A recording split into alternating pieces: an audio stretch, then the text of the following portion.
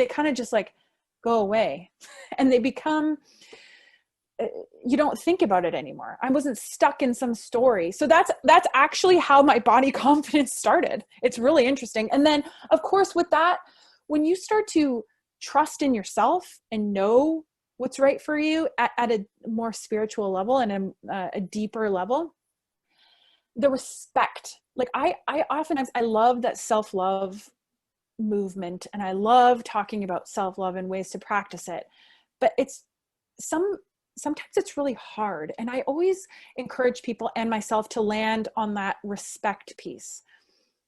Like, if you can't say, Elisa, I love you, if you can't look at yourself in the eye and say that, then try to land on respect, because you can go through your day respecting your body and respecting other people.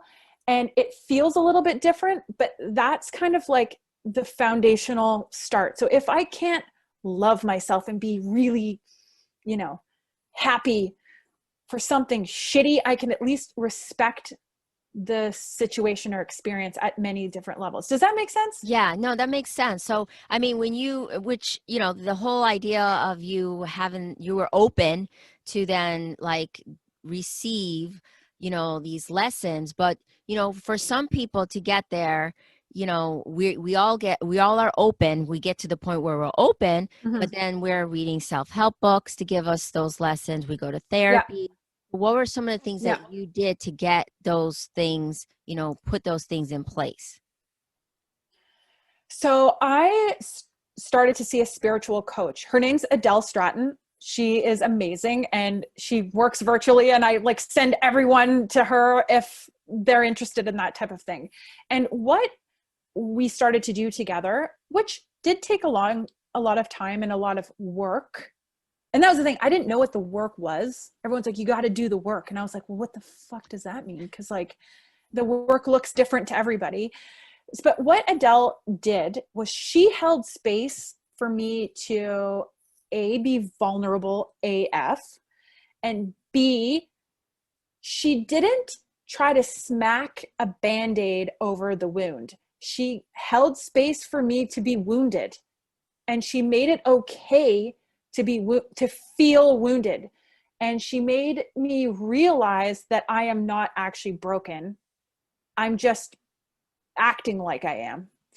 And she helped me to, again, honor my truth and fill my own cup. And that's where that healing space really is in, she was one of the biggest catalysts in my I don't want to call it healing. I said healing 15 times there in a row. It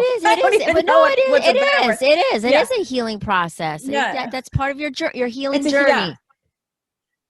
Sure. Cause, and you know what, it's not even over. Like it's this life flow. She always says, go with the flow. And I hated when people used to say, go with the flow. I'm like, you go with the stupid fucking flow. I'm not going with the flow. Like, I'm fine. Everything's fine. And I'd be like this hard ass stubborn mother effer. Like I was so stubborn. And I was like, I know everything. I'm right. You're wrong. I'm the best. You're the worst. And then it was like, all of a sudden I was like, why do I do that?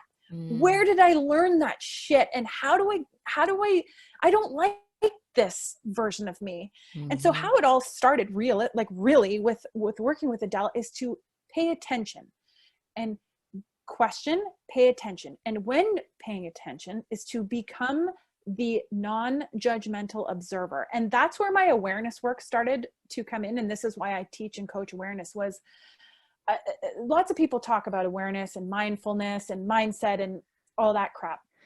I talk about how to sit in your body and observe what you're doing. So for example, you get in a fight with someone and they call you fat or ugly, and it picks at a wound somewhere in you, and you feel the dragon or the fire or that whatever, you start feeling it in your body, is to have one moment of pause to recognize and say like, oh, there's that. This is happening again. this feeling's coming up again. And you know what? You might choose to respond in the exact same way that you always